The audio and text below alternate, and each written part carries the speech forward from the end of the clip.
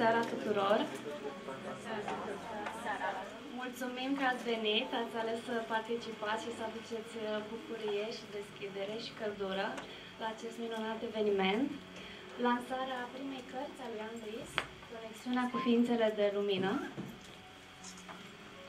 Mulțumim lui Luis pentru invitație. Eu mă numesc Cornelia Vasile, sunt prietena lui Ioan Luis. O să joc rolul de moderator în această seară și spun că joc pentru că este prima oară pentru mine. Vedeți că se trădează emoțiile mele și bucuria în tremurul vocii mele. Pentru orice eventuală greșeală, stângăcie, vă rog frumos să mă ajutați și să-mi dați energie pozitivă. Înainte de a intra în specificul acestei desfășurări, acestei frumoase serii, aș dori să vă rog frumos să vă puneți telefoanele pe silent. Dacă este nevoie să vă mai găsiți un loc în care să vă așezați, vă rog frumos.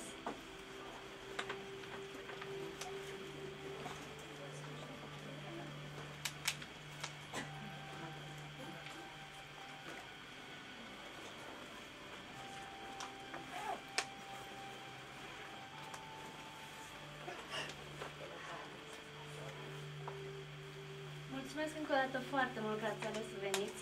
Știu foarte bine că timpul este prețios pentru noi, pentru toată lumea.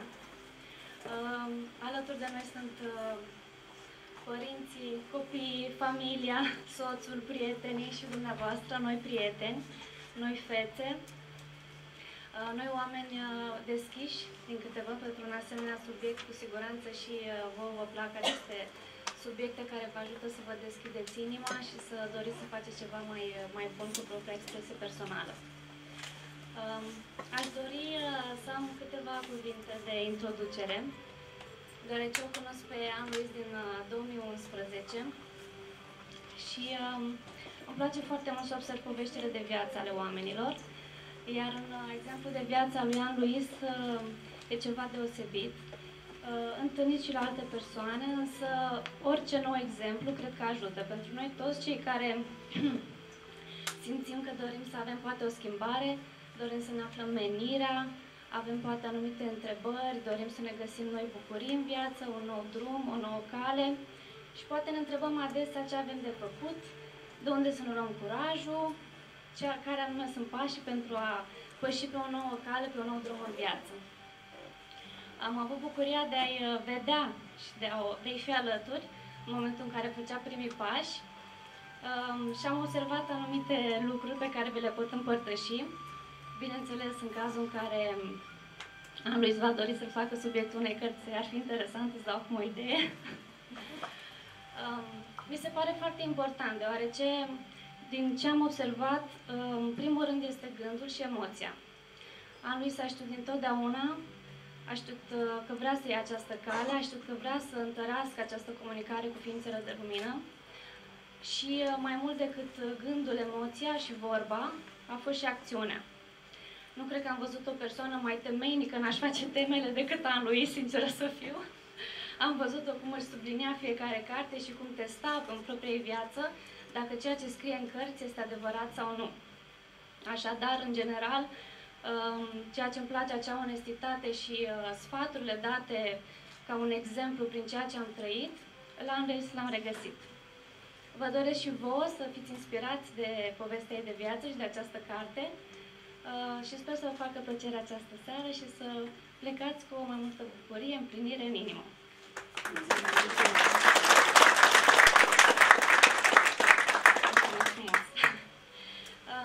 Ok, acum mulțumesc pentru onoarea de a face deschiderea. Acum alți prieteni de-a ei au dorit să spună câteva cuvinte. O să încep acum cu, o să invit în față pe doamna Valentina Vânătoru, maestru și astrolog Feng Shui. Mă rog frumos, Valentina. Îmi pare foarte mulțumesc mult pentru invitație și eu am emoții. Curios. Îmi pare foarte bine că sunt alături de tine. Da, scuze. Îmi pare foarte bine că sunt alături de tine, îmi pare foarte bine că sunt alături de voi. Andreis este un om extraordinar. L-am cunoscut datorită faptului că, lucrând cu oamenii, de multe ori am simțit nevoia de protecție și am tot căutat pe internet legătura mai profundă cu Dumnezeu, cu meditația, pentru că îmi place foarte mult meditația. Mă liniștește, mă relaxează și, sinceră să fiu, îmi dă starea aceea de bine de care avem nevoie toți în fiecare zi și ne ajută că dacă noi suntem echilibrați cu noi și toate ceacrele, să spun așa, sunt curate, cu siguranță toate lucrurile bune vin în viața noastră fără să facem noi nici cel mai mic efort. Și am tot căutat și singurul lucru care mi-a plăcut și m-a atras la Andreis este vocea ei. M-a liniștit, în primul rând, am căutat pe internet, am participat la un seminar de-al ei și apoi am solicitat ședințe individuale care m-au ajutat să simt altfel și să nu mai impun limite. Că de foarte multe ori la cursurile mele spun vreau să am 6 cursanți sau vreau să am 10 cursanți, dar de ce să nu am mai mulți? Și atunci a zis că nu trebuie să mai mă limitez sau să-mi doresc să câștig o anumită sumă de bancă. De foarte multe ori noi spunem, da, vreau asta, dar nu lăsăm ca divinitatea să-și aducă aportul în viața noastră atât cât ne este nouă bine și benefic să primim. Iar ea m-a ajutat să gândesc un pic altfel, m-a transformat și de foarte multe ori, sau de câte ori am ocazia să ajung la seminariile ei, la meditațiile ei, o fac cu cea mai mare plăcere. Îți mulțumesc că mi-ai dat oportunitatea să vorbesc și îți doresc numai bine și cât la mai multe cărți. Deci, scuze, chiar am emoții.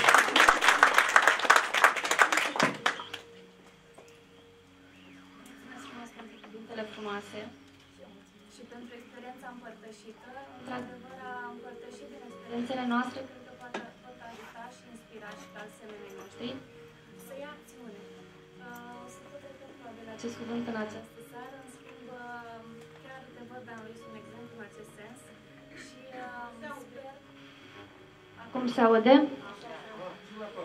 Eurica, asta era. Ok. Acum sper să reușesc să am acest microfon un pic mai aproape.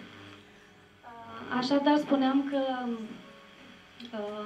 sper ca Andreis să vorbească din ce în ce mai mult despre exemplul ei de viață și vă îndemn și pe voi să împărtășiți din experiențele voastre. Acum invit pe Manuela Coroi, o învățătoare dedicată și înălțată de Andreis.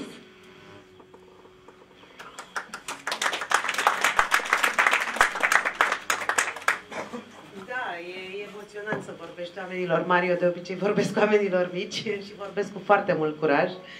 Și pot să vă spun un singur lucru, că m-am simțit copil și m-am simțit elev în fața lui Andreis.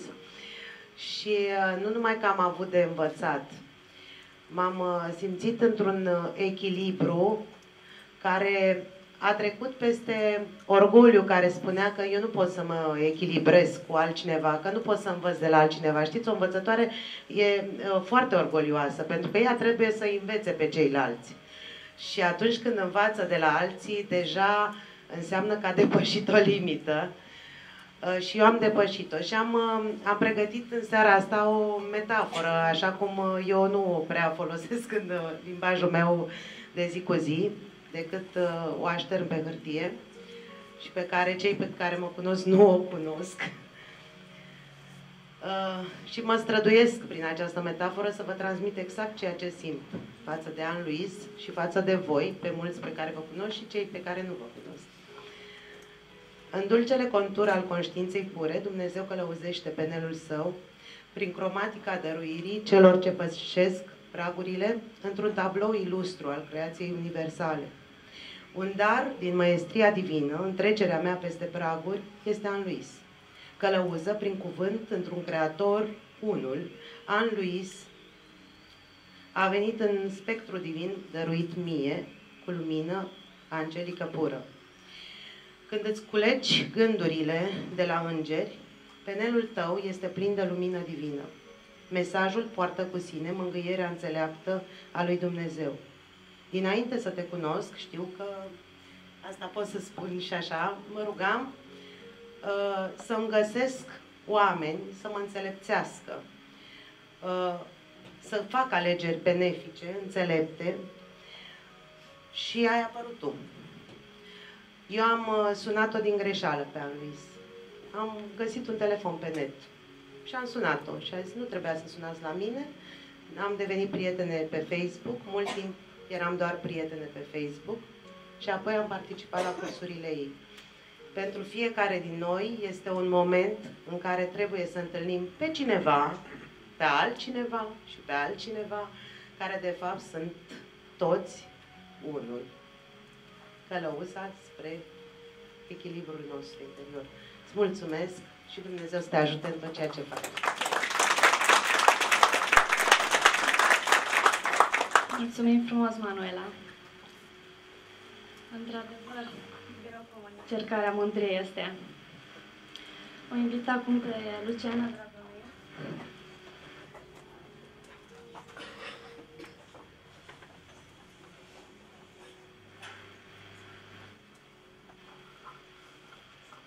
Bună seara! Vreau să adaug un mic amănunt de la o cursantă dragă și plină de lumină. A fost una dintre domnișoarele mele de onoare, acum 2 ani la nuntă.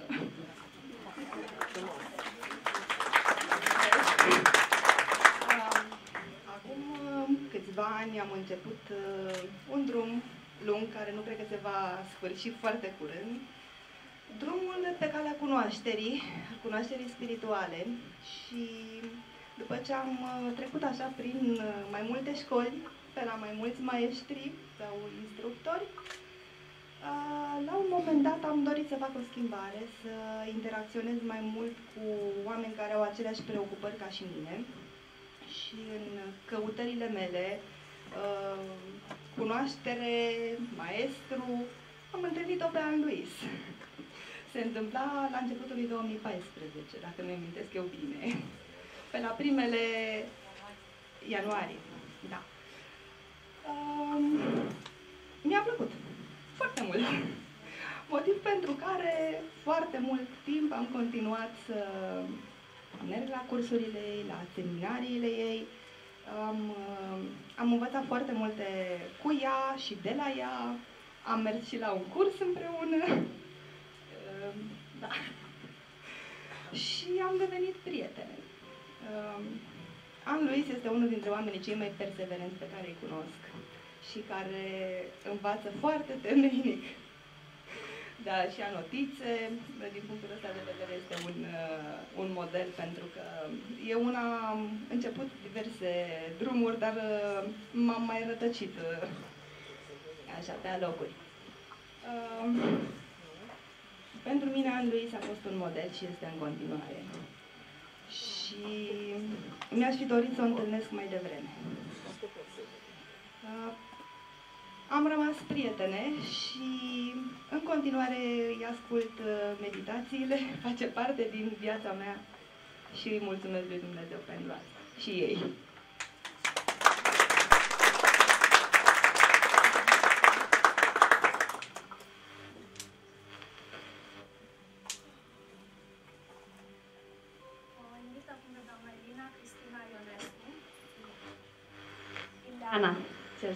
Ileana Cristina Ionescu, poetă și autoare talentată. Aștept cu nerăbdare cuvintele dumneavoastră.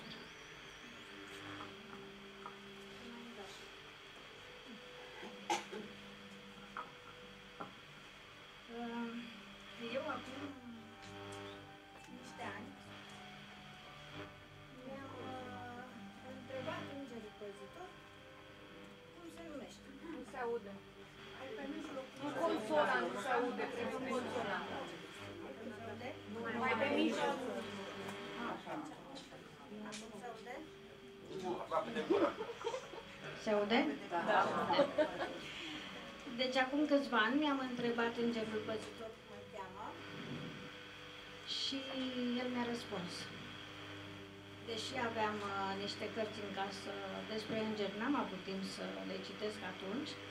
Am citit, avea peste 2 ani și am avut marea surpriză ca acolo să aflu nume, că există cu adevărat îngeri și că nu e înger, chiar arhanghel care poartă același nume cu îngerul meu păzitor. Și anul trecut pe internet am găsit cursul despre terapia cu îngeri. Sigur că am sunat și de atunci o cunosc pe Anne-Louise. Surpriza a fost mare când am intrat în sanctuarul ei, pentru că am dat de un înger. Și acum, cu îngăduința dumneavoastră, am să vă citesc câteva din gândurile mele despre Anne-Louise.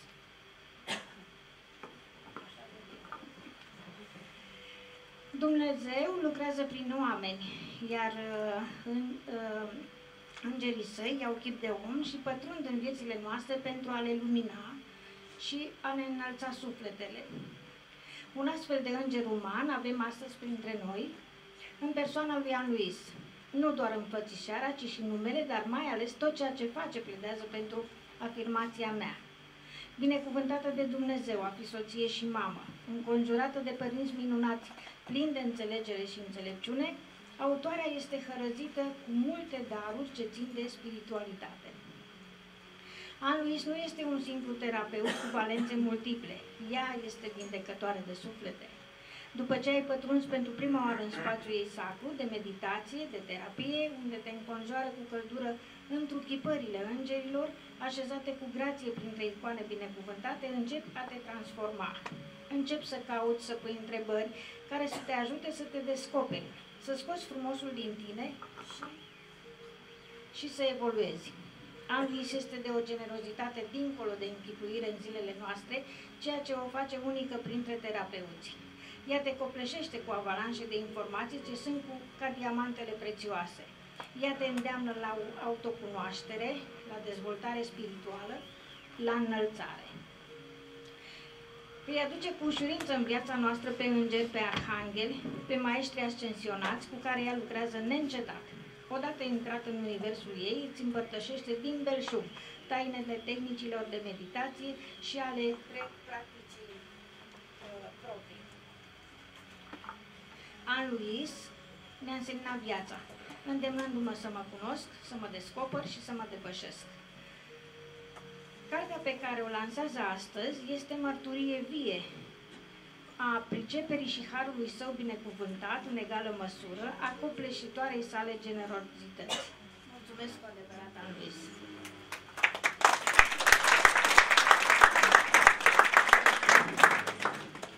Mulțumesc frumos pentru încântătoarele cuvinte și iubirea pusă în ele. Îl invit și pe domnul Sorin Niculescu. Unde?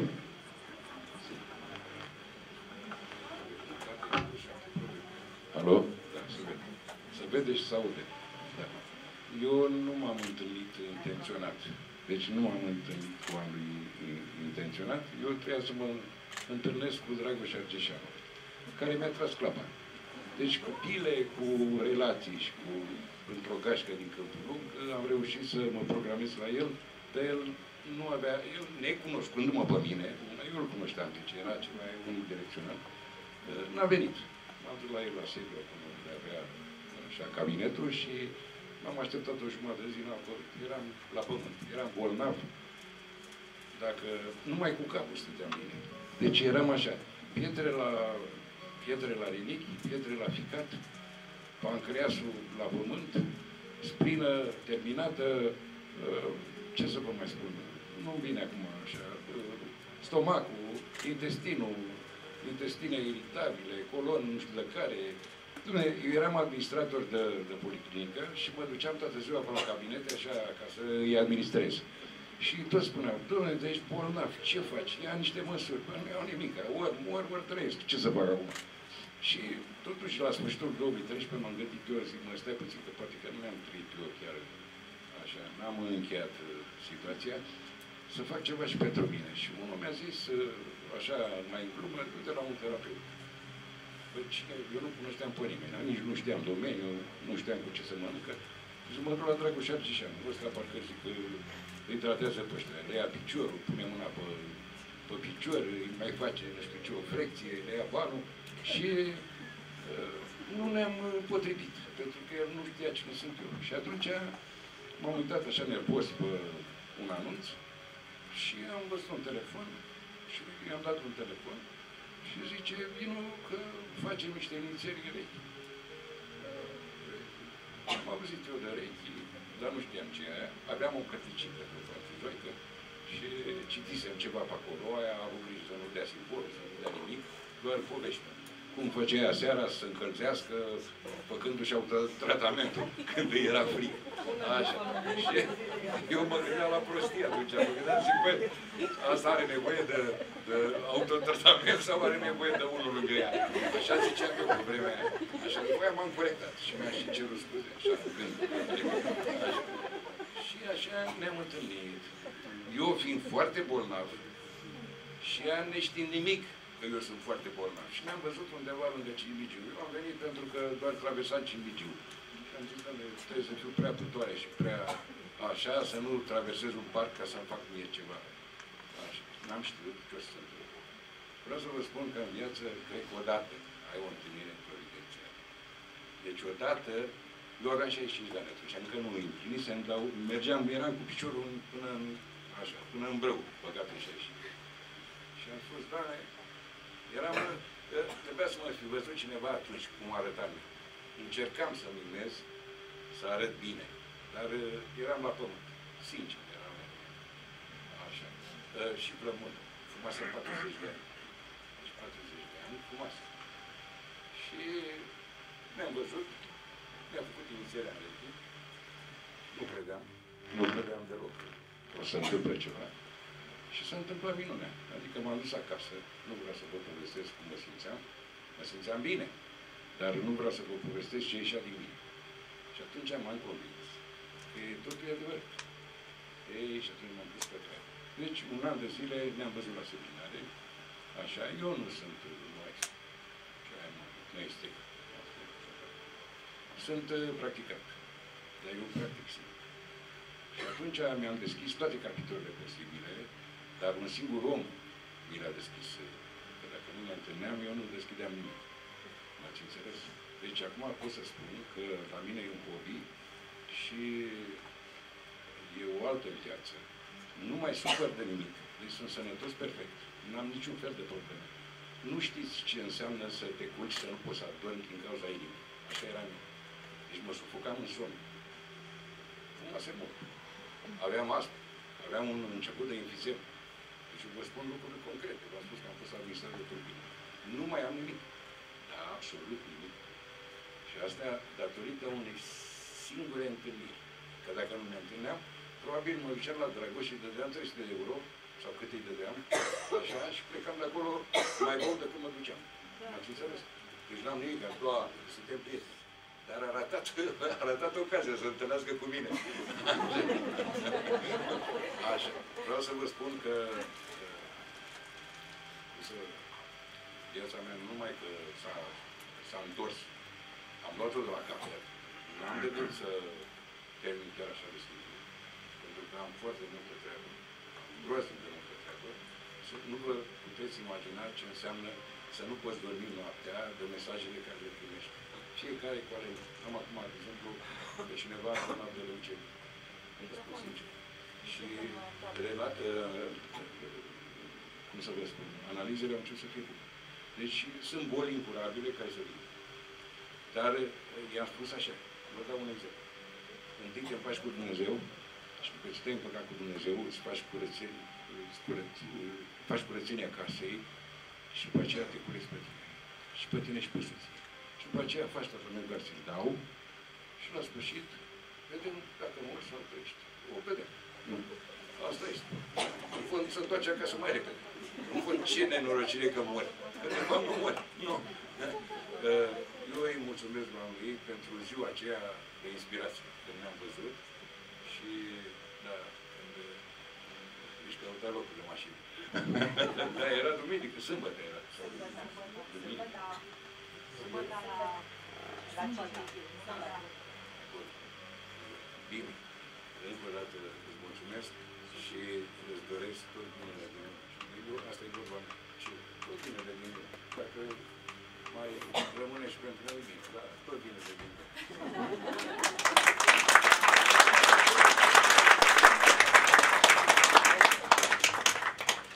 Mulțumim frumos!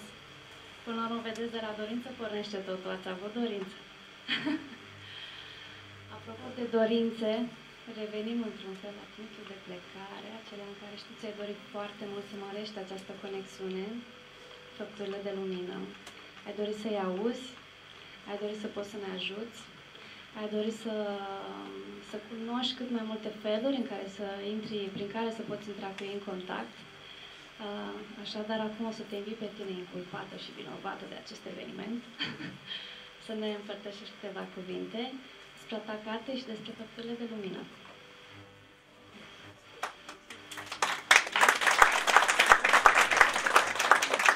Mulțumesc foarte mult. Îmi spuneți dacă se aude sau nu. Vă sunt foarte recunoscătoare că ați venit în seara asta în număr atât de mare. Nici nu mă așteptam, sinceră să fiu, apropo că ne limităm câteodată. Nici nu știți câte emoții am și îmi tremură genunchii, cu toate că de atâtea ori v-am vorbit, v-am certat, ori în șir. Și nu știu de ce. Probabil că este prima mea carte, e prima mea lansare. Ce se întâmplă acum este premieră în viața mea. Și vreau să-mi înțelegeți emoțiile, să fiți îngăduitori cu mine. Nu sunt poet, n-am vorbe alese, cum au vorbit mulți înaintea mea, deci nu, chiar îmi tremură glasul. Și ce să vă spun, m-am tot gândit de când am făcut lansarea cărții, ce să vă zic. Și ce să vă spun despre cartea pe care am scris-o, despre mesajele pe care eu le-am primit și le-am pus aici. Și nu mai mi-aduc aminte, cred că a doua seară după ce am făcut lansarea pe Facebook, prima seară sau a doua seară, am primit un mesaj, cineva mi-a pus un mesaj la eveniment.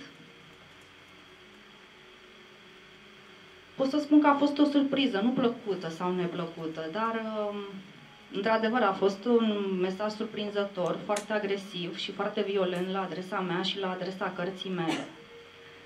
Și acea doamnă îmi spunea că fac un păcat că am scris această carte, fac un păcat că învăț oamenii să vorbească cu Dumnezeu și să comunice cu ființele de lumină, cu îngerii Lui. Primul impuls a fost să-i răspund, să mă așez să-i răspund, să-i scriu, să-i spun câteva vorbe. Dar am stat, m-am liniștit, m-am gândit și mi-am dat seama de fapt că doamna asta nu are ceva cu mine personal și cu cartea mea, că deși citise doar un titlu, nu pot să judece o carte după un titlu, deși titlul este foarte concludent în cazul ăsta. Mi-am dat seama că doamna, ca și multe alte persoane, pentru că în timp am cunoscut multe asemenea persoane, au o problemă cu limitarea și cu autolimitarea. Se autolimitează ei pe ei. Și de multe ori aceste persoane confundă noțiunea de smerenie cu umilința și cu autoconstrângerea. Și îmi pare rău să văd atâția oameni constrânși care sunt îngropați în noțiunile astea arhaice despre divinitate. Și sunt mulți ca aceștia și îmi pare foarte rău. E genul de om, metaforic vorbind, e cu parul în mână, judecă, este agresiv și impune modul lui de de a gândi, în schimb ne vorbește despre Isus. Și am spus că, nu știu, oamenii ăștia sunt de studiat. Nu vreau să-i categorisesc, să-i bag într-o categorie că greșesc sau fac bine. Nu, dar îmi place să cunosc modul lor de a gândi și să văd cum gândesc ei. Și știu că undeva în colțul lor de suflet și în colțul lor de minte, ca și dumneavoastră de asemenea, știți acolo undeva și sunteți ferm convinși că fiecare dintre noi poate să comunice cu Dumnezeu. Fără avocați, fără intermediari, fără frica de pedeapsă, de vinovăție sau de păcat. Dar știți cum pentru unii asumarea este problema. Au un soi de lașitate, un soi de frică. Le este frică să-și asume propria relație cu Dumnezeu, relația personală cu Dumnezeu. Și știți ce preferă? Preferă să se ducă să plătească acatiste și să-i pună pe alții să se roage pentru ei și numele lor. Știți cum e varianta aia? Nu fac eu, nu greșesc nimic. Să facă altul, investesc pe altul, să o facă eu, dacă e ceva, nu pățesc nimic. Și am observat că asumarea, mai ales asumarea unei relații cu ființele de lumină, necesită voință. Pentru că aveți voință, toți cei care ați venit aici și țineți cartea asta în mână și credeți în ce am scris eu aici, necesită putere personală, necesită încrederea voastră și faptul că toți ați început să vă schimbați. Ați început să gândiți altfel și după cum știm fiecare, schimbarea este cel mai greu lucru. Și este cel mai inconfortabil pentru un om să înceapă să se schimbe. Este greu să renunți la vechile tale tipare, este greu să renunți la vechea ta formă de a gândi. Chiar dacă vezi că nu-ți mai servește, este greu să te lepezi de hainele vechi, chiar dacă vezi că au ajuns niște zdrențe care nu-ți mai folosesc la nimic. Și vine o vreme când toți trebuie să trecem prin niște etape. Mulți dintre noi trecem acum prin ele. Sunt etape noi. Etape care ne ridică întrebări și începem să ne punem întrebări. Intrăm într-o căsnicie nouă. Ajungem la un job nou. Se naște un nou copil în familie. Toate astea sunt etape care ne destabilizează un pic, care ridică întrebări în noi și începem să ne punem întrebări la care nu ne răspunde nimeni. Și căutăm răspunsul ăsta în noi și de multe ori nu-l primim și îl tot căutăm și nu-l primim. Și atunci ce începem să facem? Cumpărăm sute de cărți ca să practicăm ce au scris alții, ce a funcționat pentru alții. Mergem la 10 de cursuri ca să practicăm ce ne spune maestru, ce a funcționat pentru el. Mergem la terapeuți, la psihoterapeuți, gândind că avem ceva la bibilică. Mergem la preoți, mergem la clarvăzători. Știți că căutăm în stânga și în dreapta. Nu spun, Doamne ferește, nu spun că oamenii ăștia ar face ceva rău sau că n-ar avea și ei stabilită menirea lor în viețile noastre. Nu spun că i-ar face ceva greșit. Vreau doar să vă spun că și ei, și acești oameni, încearcă stângaci să ne arate nouă ce să facem. Încearcă stângaci să ne arate nouă cum să ne rugăm. Încearcă și ei stângaci să ne arate care este calea noastră, când de fapt cred că nici ei nu și-au găsit-o pe a lor. Și tot căutăm în stânga și în dreapta, și în față și în spate, pe la unii și pe la alții. Și stau și zic și mă gândesc, păi dacă răspunsurile erau în afară, nu credeți că le-am fi găsit până acum? Și până la urmă tot la noi ajungem, tot la interiorul nostru. Tot la conexiunea cu sufletul nostru, pentru că aici a pus Dumnezeu toată informația și tot programul și toate răspunsurile de care avem nevoie. Conectându-ne cu sufletul nostru, găsim calea și ne vindecăm relația cu Dumnezeu. Multă lume vine și mă întreabă și la cursuri și personal. Spune-mi ce fac greșit, învață-mă să mă rog, de ce nu iese, de ce nu mi se împlinesc dorințele, de ce nu mi-e mai bine, de ce nu-mi răspunde nimeni, cu toate că mă rog de atâta timp. Și de multe ori vreau să vă spun că nu am practic ce să le zic și m-am tot gândit și eu la mine, pentru că și eu am trecut prin asta. Haideți să ne gândim un pic. Și le-am spus și lor, la multora, cum credeți voi că ar vrea Dumnezeu să ne vadă că venim către El? Cum credeți voi că ar vrea El să ne audă că îi cerem ceva? Că comunicăm cu El? Cum credeți că și-ar dori El ca să se împlinească tot ce ne dorim?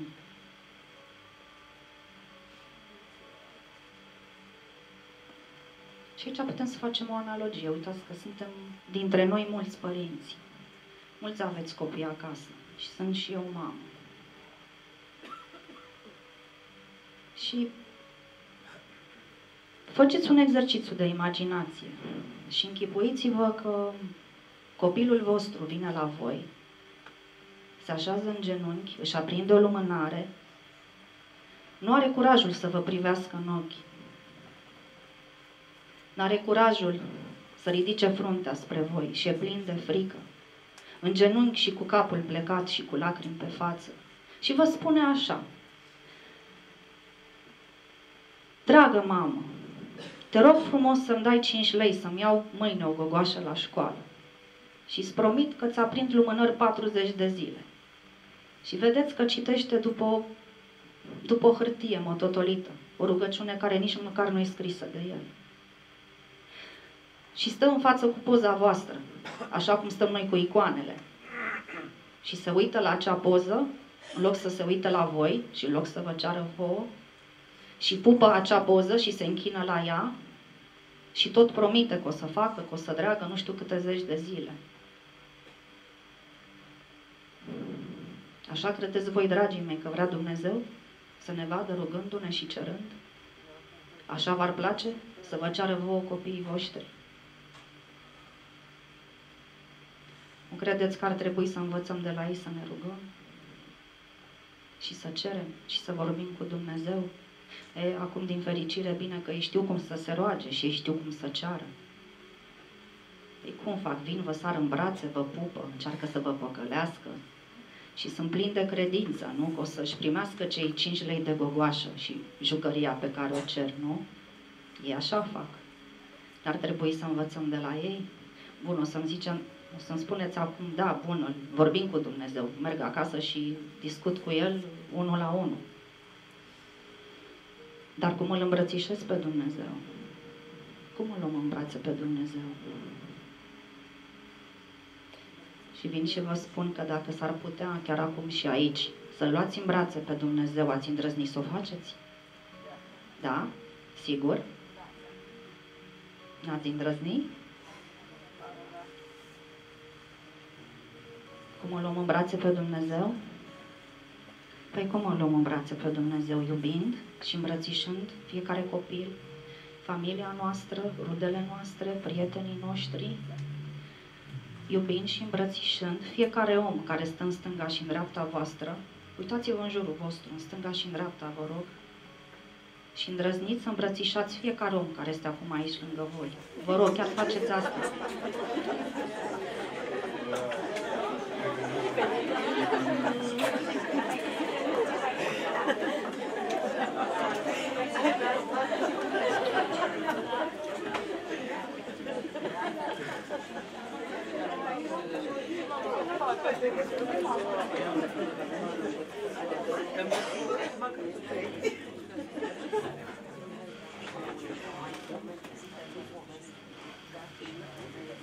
Cum a fost? Cum l-ați îmbrățișat pe Dumnezeu? Ați văzut? Și pe voi? Dragii mei, așa îl îmbrățișăm pe Dumnezeu. Pentru că Dumnezeu, dragii mei, este în fiecare suflet care respiră și trăiește lângă voi. Acolo este, nu în altă parte. Nu-L căutați în alte locuri. Nu trebuie să ne învețe nimeni cum să ne rugăm, cum să citim și să dăm canoane și zeci de acatiste în fiecare zi. Nu spun că ele nu funcționează și nu spun că nu-și fac treaba pentru că și-au făcut-o. Și în cazul meu și în cazul vostru. Și știm foarte bine că lucrurile astea funcționează. Vreau să vă spun că tot acest efort pe care noi îl facem nu este pentru Dumnezeu să-L înduplecăm pe El, să-i cerem Lui mila ca să ne dea, Tot efortul ăsta este pentru noi, pentru că noi nu avem stimă de sine, nu avem credință suficientă și încrederea că ceea ce cerem vom primi. Pentru noi este tot acest efort, nu pentru Doamne, Doamne. El nu are nevoie de o cantitate de rugăciuni de la noi, El are nevoie de o cantitate de încredere de la noi. Da, da, așa sunt învățați la biserică. Corect, așa este. Ce sunt îndoctrinați deja? Aveți mare încredere. Aveți mare încredere că Dumnezeu nu alege după câte rugăciuni și lumânări aprindeți. Dumnezeu nu are copii preferați. Dumnezeu ne iubește pe toți la fel. Și nu este nici orgolios și nici vanitos ca să aleagă pe unul care citește mai mult sau pe unul care nu citește deloc. Apropo, cu fana care v-a scris pe Facebook, precis era preoteasă. Am zis să nu-i judecăm. Primul impuls a fost să reacționez. Nu, dar așa să dezlegăm și ministerul. Ok, da. O să vorbim. Vreau să vă spun să aveți mare încredere în voi, să aveți mare încredere în legătura voastră cu Dumnezeu, în continuare, să aveți mare încredere în lumina care El a pus-o aici, în informația care v-a pus-o aici, pentru că așa puteți să vă găsiți calea și să mergeți mai departe și să vă aduceți aminte de lumina asta când aveți greutăți și probleme. Țineți minte că Dumnezeu nu este nici uituc și nu uita azi ce l-ați rugat ieri sau alaltă ieri. Problema este la noi și nu la El. Și vreau să vă spun că asta am încercat să fac și eu cu această cărticică. N-am vrut să vă învăț să vă rugați, deși e plină de rugăciuni. Nu am vrut să vă învăț cine să fiți. Am vrut doar să încercați un pic să vă aduceți aminte cine sunteți de fapt. Aveți mare încredere că nimic și nimeni nu e mai presus de voi, pentru că nimic și nimeni nu este mai presus de creația lui Dumnezeu. Și încă două vorbe. Fiecare obstacol peste care dați și de care vă loviți, fiecare bolovan de care vă împiedicați, fiecare groapă în care cădeți, gândiți-vă de fiecare dată că nu este decât o treaptă prin care sufletul vostru mai urcă spre desăvârșire. Vă mulțumesc mult!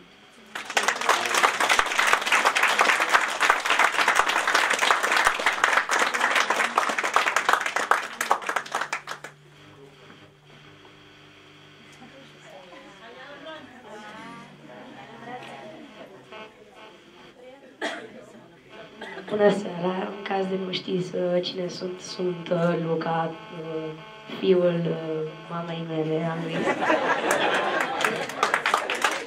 Și aș vrea să vă spun că pentru că mama mea a publicat această carte, este un pas prin a deveni un terapeut foarte cunoscut, nu în țara noastră, ci în toată lumea. Și v-aș ruga să o ascultați, deoarece când nu veți mai avea de la cine să învățați, veți putea practica și voi singuri pentru a învăța și pentru alți oameni, pentru a învăța. Și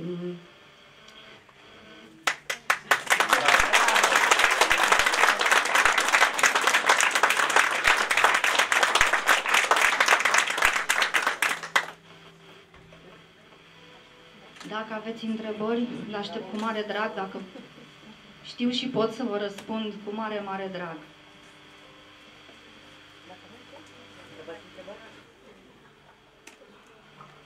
Mă bucur că toată lumea le știe pe toate. După ce termin cu toată lumea, mă lași pe mine să spun două cuvinte ca să... Te rog, vino aici. Acum? Ați terminat? Eu zic că da. După aia începe petrecerea? Da.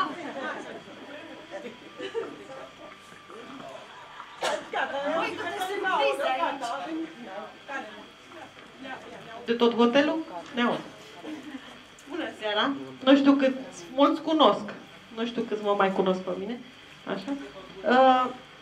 Eu acum 20 de ani am primit o felicitare de ziua mea și mi-a scria o metaforă care se aplică foarte bine cazului An acum.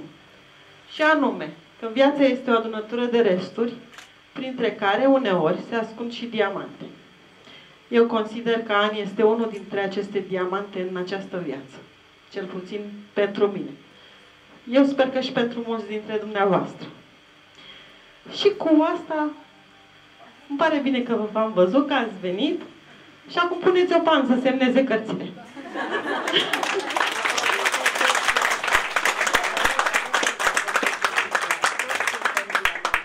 Vă mulțumesc foarte mult.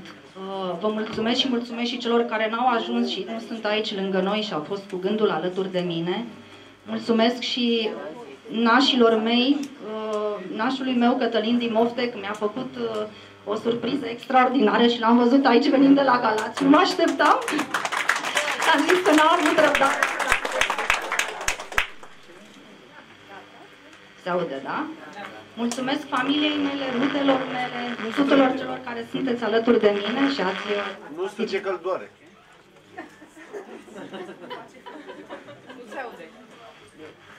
M-a auzit?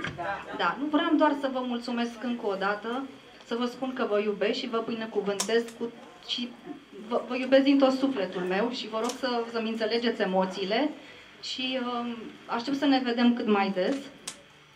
Și chiar vă rog să-mi puneți întrebări. Dacă aveți întrebări, te rog.